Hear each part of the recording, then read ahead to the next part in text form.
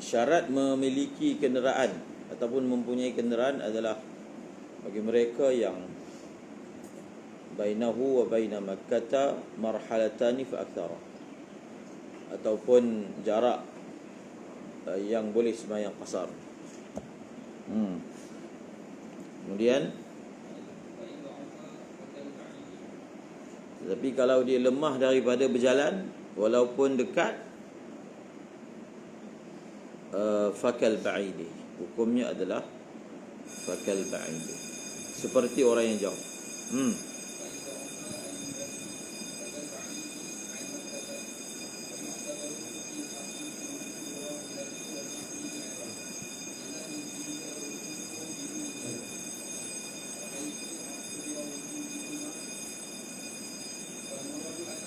Yang dimaksudkan ada kenderaan ni bukan ada secara pemilikan sahaja, mampu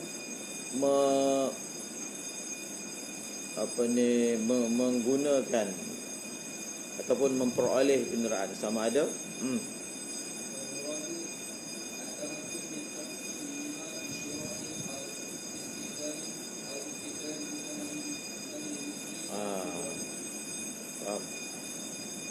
dia mampu, sama ada dia ada duit dia boleh beli kenderaan tu, ataupun dia ada duit boleh bayar upah, boleh bayar sewa, bisamanil misli au ujratil misli.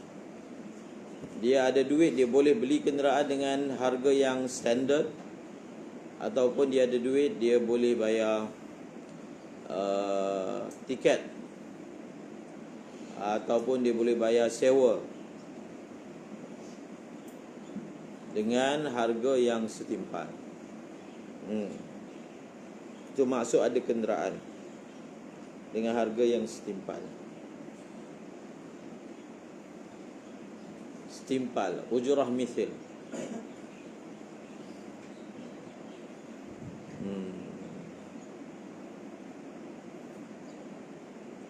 Jadi harga yang setimpal tu maksudnya setimpal dengan melihat daripada segi tempat, min haizuz zaman wal makan. Jadi tiket ni misalnya bila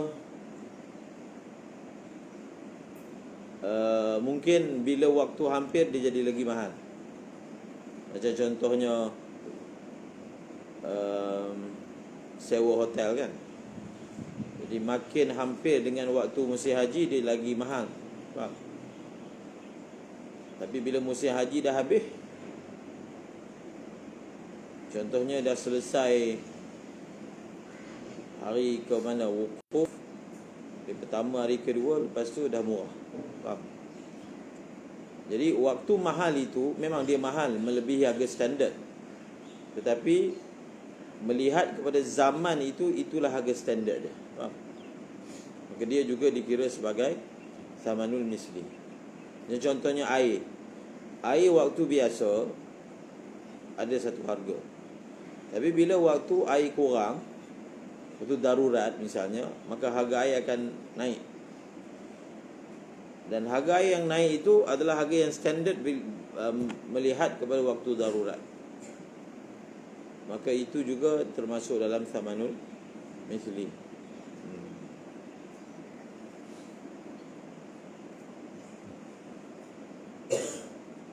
Kemudian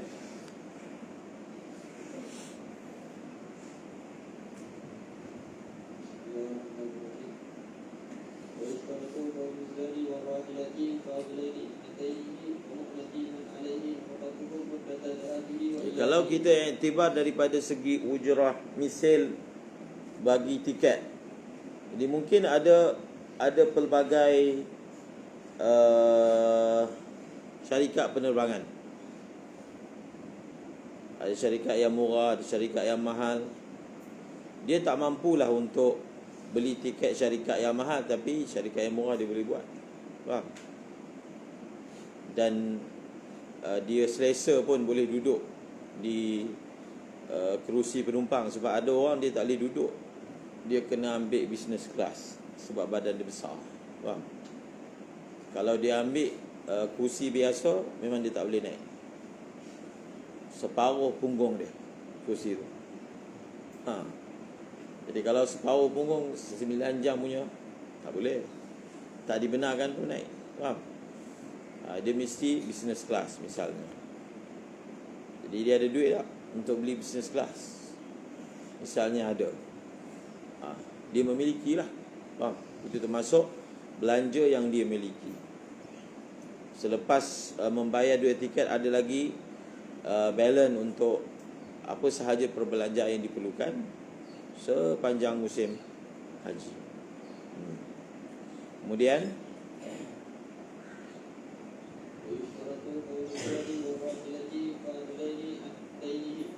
jadi kalau orang tu dia pergi dengan tabung haji, maka belanja yang dia perlukan sekadar yang diminta oleh tabung haji je lah. Faham? Sekadar yang diminta. Sebenarnya belanja tu lebih. Jadi kalau satu orang dia nak dapat giliran pergi haji, pertama dia daftar. Daftar tak dapat giliran lagi. Sekadar buka akaun tak dapat giliran. Jadi untuk dapat giliran dia perlu masukkan duit 1,300. Faham? Dan dia kena kekalkan duit tersebut. Kalau dia keluarkan kurang daripada 1,300, maka giliran dia akan hilang. Faham? Kemudian dia masukkan balik baru dapat semula. Jadi akan jadi lagi lama. Dan bila sampai waktu namanya terpilih, dia kena sempurnakan duit dalam tu berjumlah 10,000. Faham? 9,000 lebih. Itu harga dululah. Harga terbaru tak ada. Tak ada dinyatakan lagi. Tapi sebenarnya kos haji yang sebenarnya adalah 20,000. Faham? Jadi yang kita bayar 10,000 je. Baki tu subsidi daripada kerajaan. Faham? Subsidi tu maksudnya kerajaan yang kampung. Kos sebenar 20. Sebab itu orang yang pergi haji kali kedua, contohnya dia nak teman isteri dia, dia dapat mahram. Mahram punya kotak. Tapi kali kedua, maka dia kena bayar 20,000. Faham? Sebab subsidi tu hanya untuk mereka yang pergi haji kali pertama sahaja. Kali kedua tak ada. Jadi iktibar lah. Jadi kalau kosnya walaupun kos sebenarnya 20,000, tapi perbelanjaan yang dia perlu hanya 10,000, maka 10,000 sajalah yang diambil kira sebagai mampu. Faham? Kemudian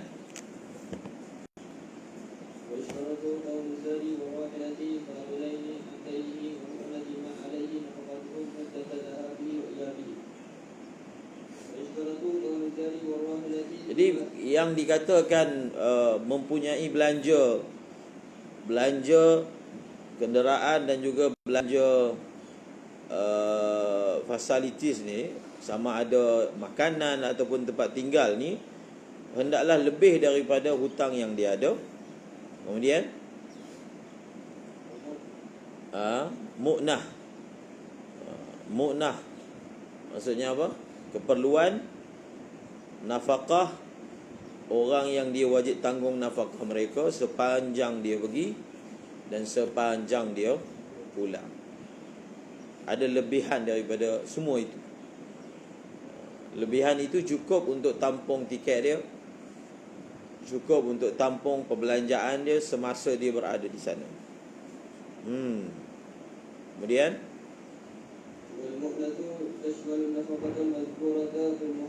ini daripada segi wajib lah. Tapi kalau contohnya dia pergi dan duit yang dia tinggalkan tu tak cukup, sebenarnya satu orang dia tak boleh musafir dalam keadaan dia tak tinggalkan nafkah yang cukup untuk isteri dia. Faham? Sebenarnya tak boleh. Tapi isteri tu sepanjang dia tak ada tu, macam mana nafkah? Contohnya isteri tu dia berusaha sendirilah, dia meniaga ke, dia ambil upah ke, boleh macam tu kalau isteri tu redha. Faham? Kalau isteri tu tak redha, dia tinggal je, tak boleh. Faham?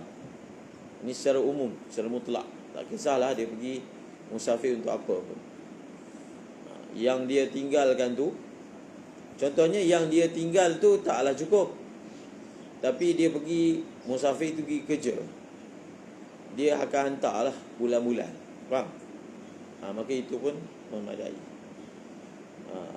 Sama ada dia musafir, dia tinggalkan sejumlah wang yang memang cukup bagi menampung keperluan sepanjang dia tak ada, ataupun dia tak tinggalkan tapi dia boleh wakilkan orang untuk menguruskannya misalnya, maka itu pun terlepas.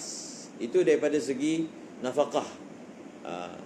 Jadi dalam bab haji ni, kalau dia tak adalah fadilaini an nafkah tu, tapi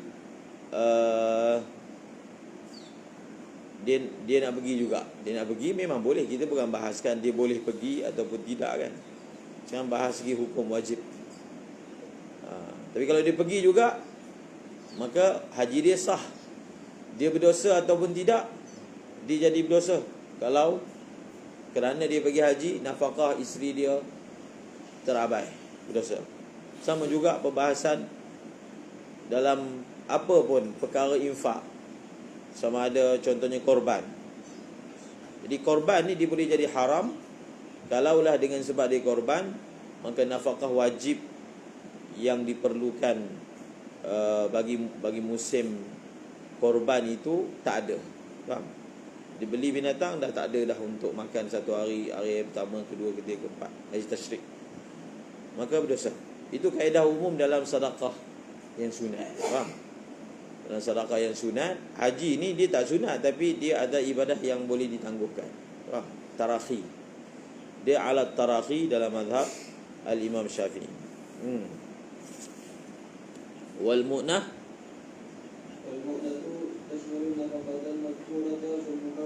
jadi yang dimaksudkan mu'nah ni bukan makan minum je. Kalau isteri dia tinggal kat rumah, rumah tu rumah sewa, duit sewa. Faham? Sebab dia perlu menyediakan untuk isteri dia dan anak-anak dia makanan, pakaian, tempat tinggal. Faham? Tempat tinggal sama ada beli ataupun sewa, ataupun percuma. Tashmalun nafaqatal madhkurata fil muharrari wa ghairiha kal kiswah, pakaian. Kemudian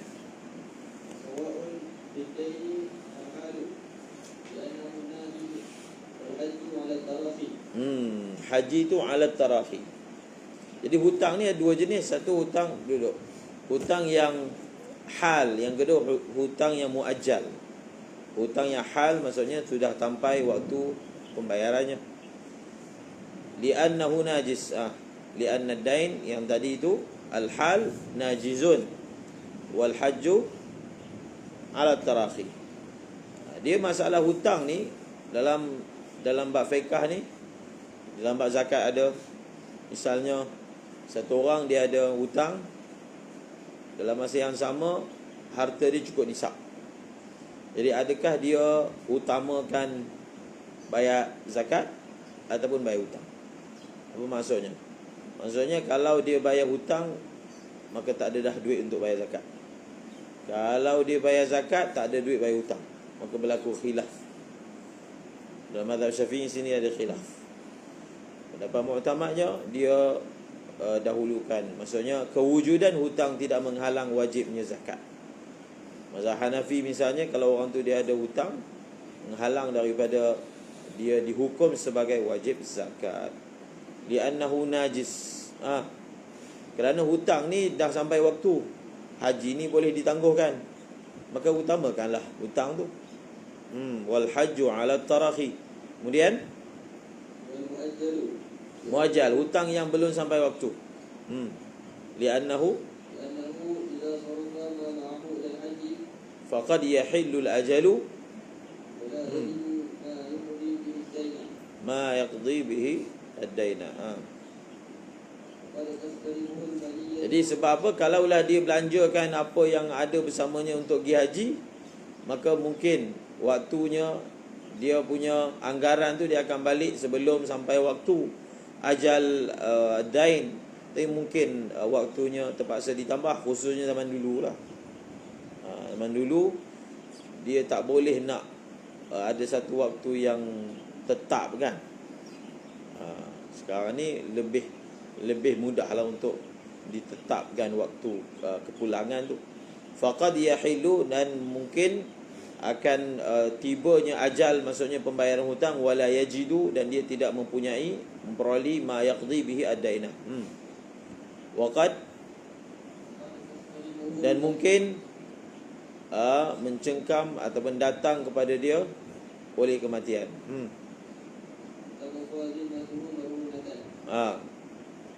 Maka kekallah tanggungjawabnya itu tergadai. Maksudnya ataupun dia mati. Jadi bila dia mati, maka zimmah dia bayar hutang itu akan marhunah, tertangguh, tergadai. Walau kana maluhu dainan fi dhimmat insani wa in abtana duduk bihari wa kal hasil wa ila fa ma'dud. Dan sekiranya harganya, jadi ini masalah hutang. Jadi secara umumnya semua pergi haji itu ada hutang. Kalau ada kereta di rumah kan. Jadi oleh kerana hutang itu 20 tahun lagi, faham? Dan jenis hutang yang sekarang ni adalah hutang yang dia bayar bulan. Dia bayar bulanan, faham? Jadi syarat dia punya belanja itu lebih daripada hutang bulanan yang diperlukan, faham? Contohnya hutang bulanan tu 3,000 kereta rumah kan. Ada 3,000 yang dia akan dia akan tinggalkan untuk membayar hutang. Dia tinggal sekarang ni semua dalam bank kan. Maksudnya kalau dia keluarkan duit untuk membayar kat tabung haji, duit bulanan tu, misalnya kadang ada gaji yang boleh dipotong untuk melunaskan hutang tersebut. Maka pada ketika itu kita kira dia wajib untuk pergi mengerjakan haji. Kemudian sekiranya harganya hutang dibawa dengan seseorang. Sekarang ni dia nak bahaskan masalah lain, bukan masalah hutang tadi. Kita telah mengambil iktibar mempunyai harta untuk kita hukum satu orang itu wajib pergi haji. Harta ni, satu ada harta di tangan, faham? Satu lagi harta ada tapi dalam bentuk hutang orang lain kepada dia. Kalaulah semua orang tu bayar hutang, banyak harta dia, tapi harta dia banyaknya dalam bentuk hutang orang lain. Hutang orang lain kepada kita jugalah harta. Sebab itu dalam bab zakat, semasa seorang itu membuat kiraan zakat, dia perlu masukkan hutang orang lain kepada dia, walaupun duit itu tak ada di tangan, faham? Dengan syarat tertentu. Jadi di sini dia tak ada harta fizikal. Yang ada adalah harta dalam bentuk dain, hutang orang lain, hutang milik dia yang di dalam zimmah, tanggungjawab orang lain untuk bayar. Maka kita tengok hutang orang lain kepada dia tu, adakah hutang yang sudah sampai waktu bayar dia ataupun belum, hal ataupun muajjal. Dan kalau hutang itu hal pula, adakah dia boleh dapatkan hutang tu? Ada je hutang yang sudah sampai waktu tapi dia tak boleh nak dapatkan. Sebab tu dia punya tafsir dia tengok, rasa-rasa dia boleh sebelum pergi haji tu, sebelum urusan nak kena bayar tu, dia boleh dapat tak hutang tu? Kalau dia tak boleh dapat, sebab apa tak boleh dapat? Pertama, orang yang berhutang tu memang tak boleh bayar, muksir, faham? Masa dia berhutang tu, dia berniaga, sekarang dah tak berniaga, contoh, dah bankrupt. Ataupun orang tu ada je duit tapi memang payahlah nak dapat, faham? Dia panggil apa? Mumatil. Maka itu termasuk dalam kategori tak mampu untuk mendapatkannya. Tapi kalau mampu tu yang dimaksudkan mampu sebelum waktu yang dia perlu bayar. Faham? Sebab dia ada waktu dia. Kalau dia mampu berbuat demikian, maka dia dikira mempunyai harta walaupun tak ada. Dia panggil apa? Wujuduhu kal adam. Itu kalau dia tak mampu. Okey. Fa in amkana tahsilu fil hali fakal hasili. Wa illam yumkin tahsilu fil hali fakal ma'dum. Seterusnya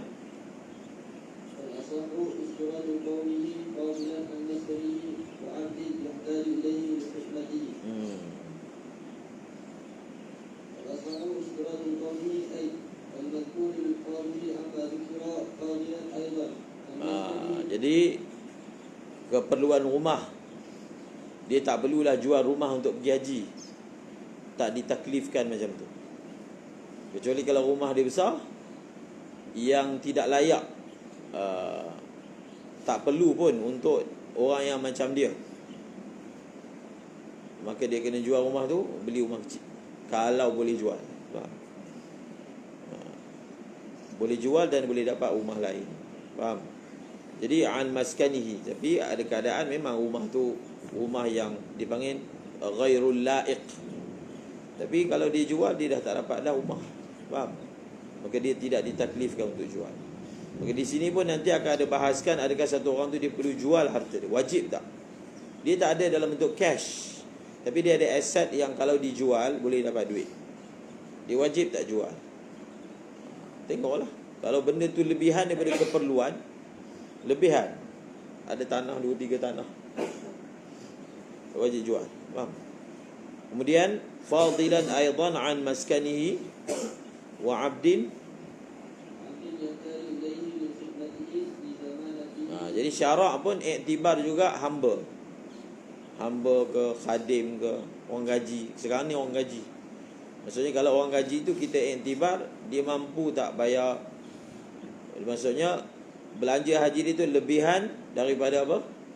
Daripada antaranya gaji yang dia perlu bayar kepada orang gaji dia. Jadi orang yang mana kita ambil iktibar adanya hamba tu adalah orang yang perlu kepada khidmat hamba.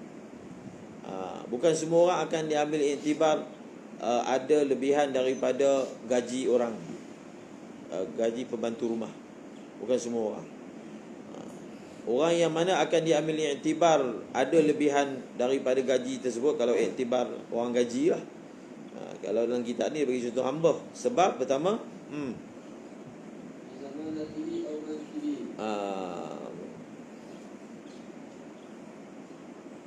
mansabihi.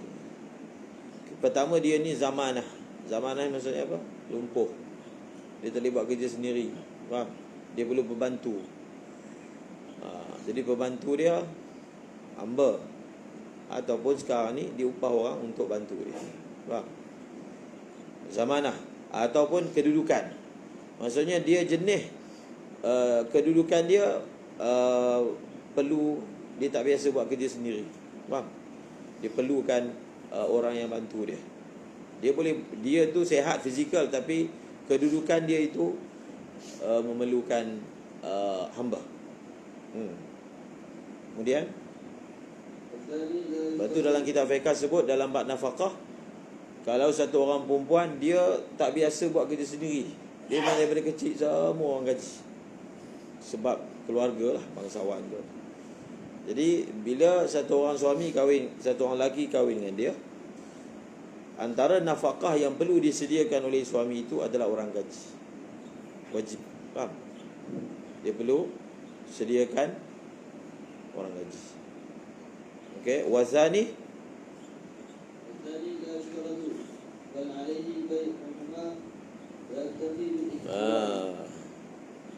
tidak ditaklifkan. Pendapat muqabil ni kata dia jual rumah tu, dapat duit tu banyak kan, 1 juta 2 juta. Habis rumah lain dia sewa je. Sewa lagi murah kan. Tak perlu bayar sekaligus.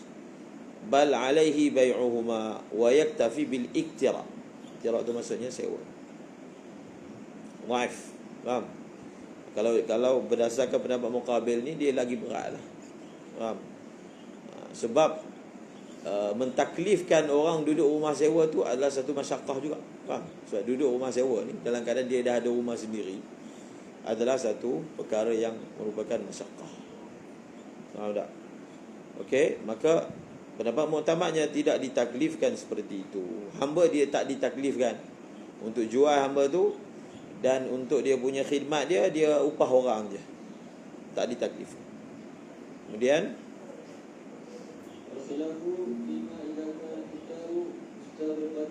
yang disebut khilaf tadi yang kata rumah tak perlu jual tu, kalau rumah itu menenggelamkan hajatnya. Menenggelam tu maksudnya setimpal dengan hajat dia. Tapi kalau rumah itu lebih daripada hajat dia, duduk dua orang je. Lagi wakanat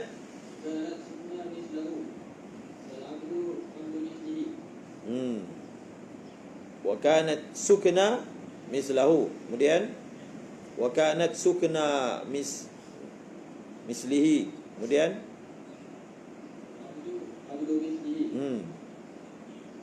maksudnya yang kata khilaf tu kalaulah rumah itu memang sepadan, standard dia tu memang duduk rumah macam tu, keperluan dia tu memang rumah yang macam tu.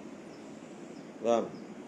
Itu yang dimaksudkan dalam ibarat yang lain ulama guna perkataan al-maskanul la'iq. Faham? Al-maskanul la'iq bihi. Itu ta'bir yang lain. Sini digunakan perkataan mithil. Standard. Dalam ibarat yang lain al-maskan al-la'iq. Faham? Rumah yang selayaknya untuk dia. Jadi rumah yang layak ni satu iktibar keperluan, satu lagi iktibar kedudukan. Faham? Kedudukan maksudnya orang tu punya kebiasaan. Jadi syarak pun iktibar juga. Maksudnya mungkin ada jenis rumah yang bagi setengah orang okey, dia duduk tanpa masyaqqah, tapi setengah orang tidak. Faham? Maka syariat iktibar juga perkara tersebut. Baca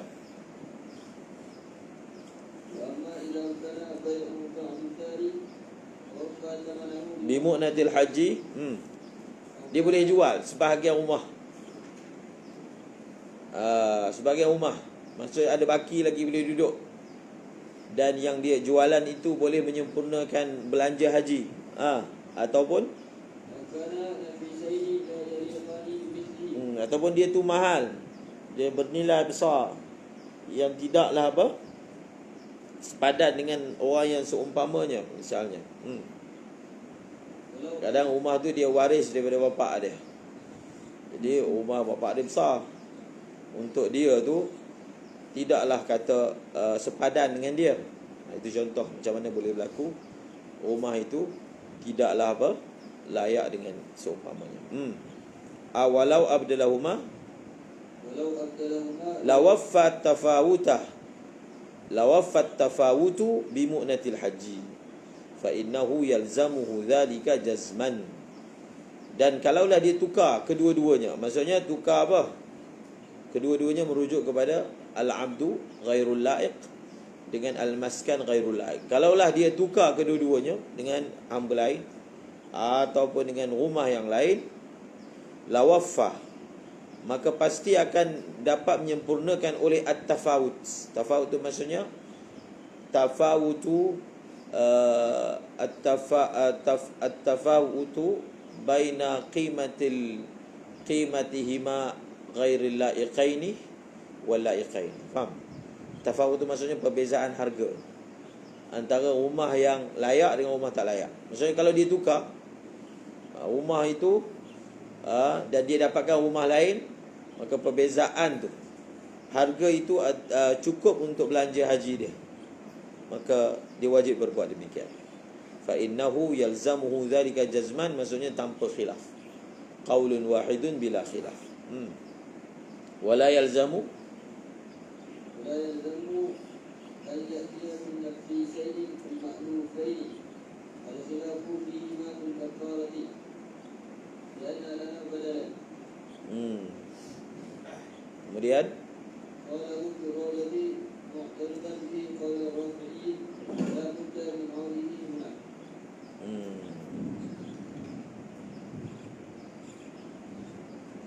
Dia dalam bab kafarah nanti, masalah orang nak kena bayar kafarah. Kafarah ni belanja. Dia tak adalah duit cash, tapi dia ada rumah boleh jual untuk sempurnakan kafarah dia. Jadi di sana ada bahaskan dia ada satu rumah tu nafis. Nafis dan tak layak untuk dia. Tak layak tu maksudnya tidak standard lah. Standard dia duduk rumah murah lagi daripada tu. Tapi rumah yang nafis tu makluf, dia dah biasa duduk kat situ. Kejiranan, rumah tu sendiri. Memanglah rumah itu ghairul la'iq, faham? Tapi makluf. Maka dalam bab kafarah ada khilaf. Macam mana? Kena jual ke tak kena jual? Maka disebut di sana tak perlu jual lah. Sebab maka bila tak perlu jual, dia pergi kepada tangga kafarah yang seterusnya. Faham? Sebab dia kata kafarah ni dia ada badal. Kalau tak boleh yang pertama, bagi makan, pergi kedua. Misalnya. Lagi? Al-asahu istiratu qawlihi fadilan an maskani wa 'abdin yahda wa annahu yalzamu sarfu mali tijaratihi ilayhima. Al-asahu annahu yalzamu sarfu mali tijaratihi ilayhima ay ila al-jari wal rahilati bima dhikra ma'ahuma. Jadi ada orang kaya tak pernah pergi haji, melancong merata-rata, tapi tak pergi haji. Faham? Jadi itu kena ambil perhatian. Nabi sebut siapa yang tak pergi haji, maka dia nak mati jadi Yahudi ke, dia nak mati jadi Nasrani ke, dia mati. Faham? Fadilah haji. Ini merujuk kepada orang yang mampu kan. Dia tak terlintas lah otak dia untuk pergi haji dalam keadaan dia mampu. Kemudian jadi orang duk tanya, duit ni dipanggil giliran haji. Sekarang ni ada takazah 4 bulan. Ini soalan karkun lah. Pergi haji dulu ke?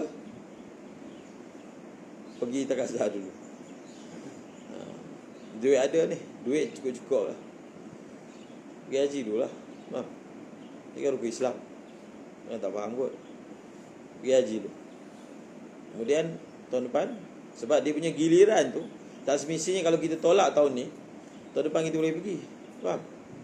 Kalau tahun depan mati, berdosa. Jadi pergi dulu. Jadi kalau kita pergi haji pun boleh buat, dia panggil kerja haji, juhud haji. Adalah program untuk jemaah haji. Faham? Buat ziarah khususi ada. So pergi haji dulu. Wal asahu annahu yalzamuhu sarfu mali tijaratihi ilaihima. Baca.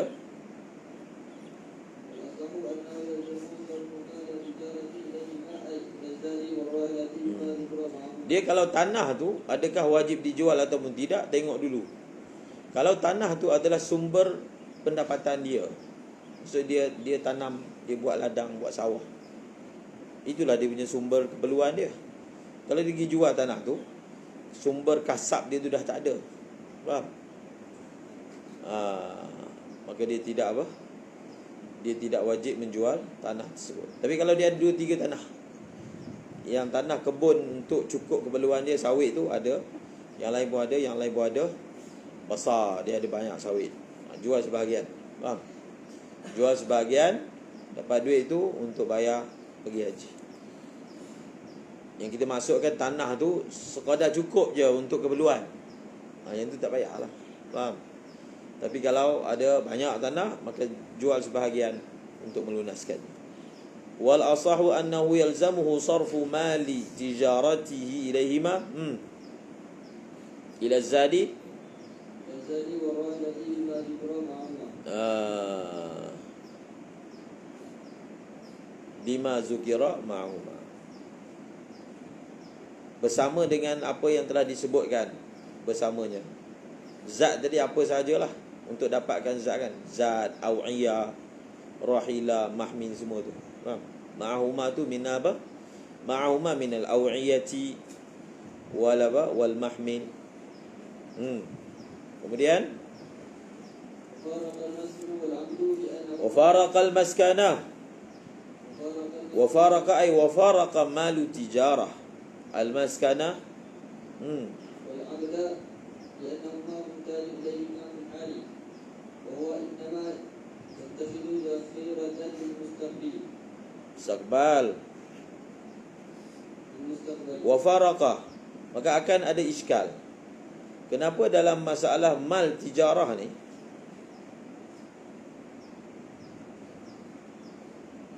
dia kena jual,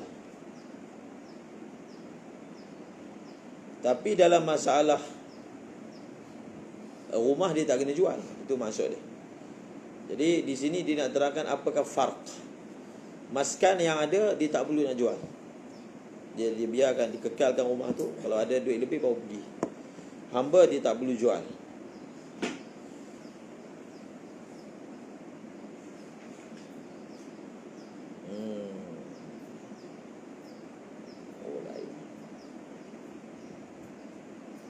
Baca lagi. Li'annahuma, baca. Li'annahuma muhtajun ilaihima. Kerana kedua-duanya, maksudnya al-maskan wal 'abdu, diperlukan kepadanya segera. Rumah mana duduk sekarang, faham? Hamba memang diperlukan sekarang. Sebab duduk ni, mendiami ataupun mempunyai rumah ni adalah keperluan setiap waktu, setiap hari, urgent.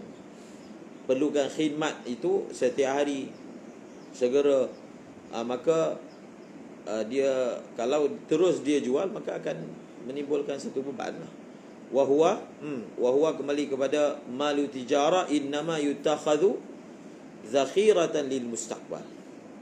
Dia kata hanya saja barang-barang perniagaan itu adalah apa? Disimpan sebagai bekal pada masa yang akan datang, masa hadapan. Kemudian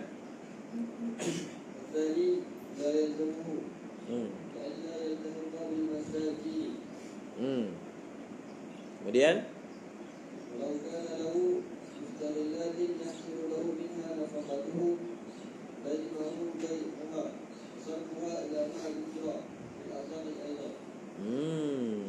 ini lain daripada yang saya sebut tadi. Walau kana lahu mustaghallatun. Walau kana mustaghallat ni maksudnya tanah yang dia boleh mendapatkan ghullah tanah tu, hasil. Faham? Dia ada kebun durian, dia ada kebun sawit, itu namanya mustaghallat. Faham? Walau kana lahu mustaghallatun. Termasuklah mustaghallat tu rumah sewa. Faham tak? Rumah sewa. Dia ada tanah yang menghasilkan ghallah. Ghallah ni hasil. Yang mana ghallah itulah yang menampung nafkah dia. Nafkah untuk diri dia, nafkah untuk keluarga dia. Dia dah tak ada sumber lain. Dia tak ada kerja lain yang boleh tanggung nafkah dia. Yang tanggung itu dia punya sawit dia. Faham? Yang tanggung dia punya sawah dia. Jadi kalau berdasarkan ibarat ni, kena jual. Walau kana lahu mustaghallatun yahsulu lahu minha nafaqatu. Bukan dia kata kat sini, kalaulah dia mempunyai misalnya kebun yang hasilnya itu lebih daripada nafkah yang diperlukan. Tak sebut gitu. Dia sebut yahsulu lahu minha ay minal mustaghallat al-mazkurah nafaqatu. Nafkah, sekadar nafkah dia yang dia perlukan.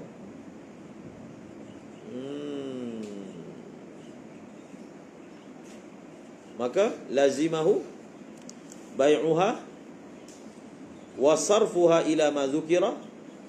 Dia kena jual dan belanjakannya kepada apa yang telah disebutkan. Ila ma dzukira ay minaz zadi war rahilah. Ma dzukira minaz zadi war rahilah fil asahi aidan li khilaf. Muqabil asah kata tak perlu. Muqabil asah macam saya sebut tadilah, tak perlu. Sebab apa? Sebab hasilnya itu hanya cukup untuk nafkah sahaja. Maksudnya muqabil asah mewajibkan jual itu kalau lebih. Dan sebenarnya tak ada khilaf lah, kalau memang lebih daripada nafkah, tidak ada khilaf bahawasanya dia kena jual. Kemudian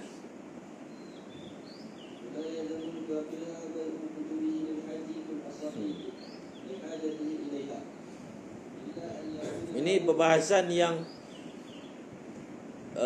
berulang seumpamanya.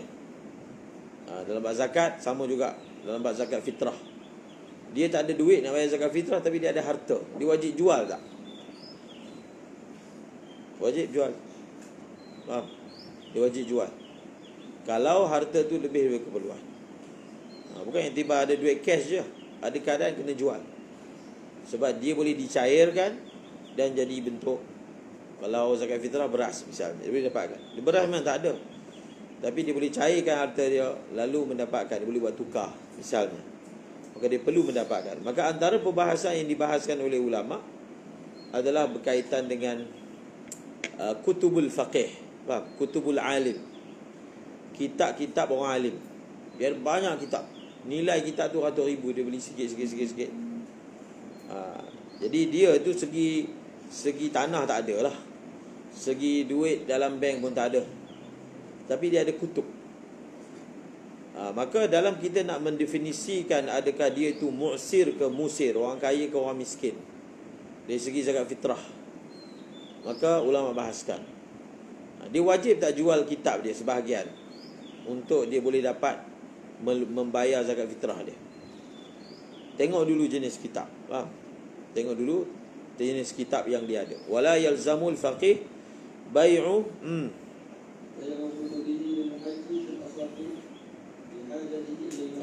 sebab walaupun kitab tu tak boleh dimakan, faham tak? Tapi kitab adalah satu bentuk keperluan untuk orang yang alim, kalau dia memang guna kitab tu lah. Kalau dia jadikan perhiasan, tak.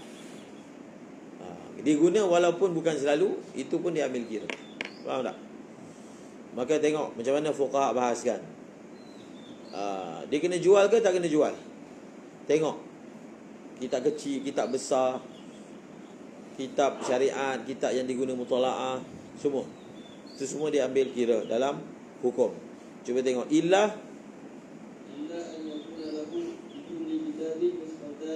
kalau dia ada dia ada satu tajuk tapi ada dua naskah, faham?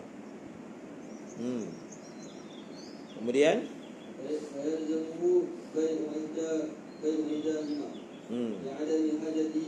kalaulah kedua-dua naskah itu sama je,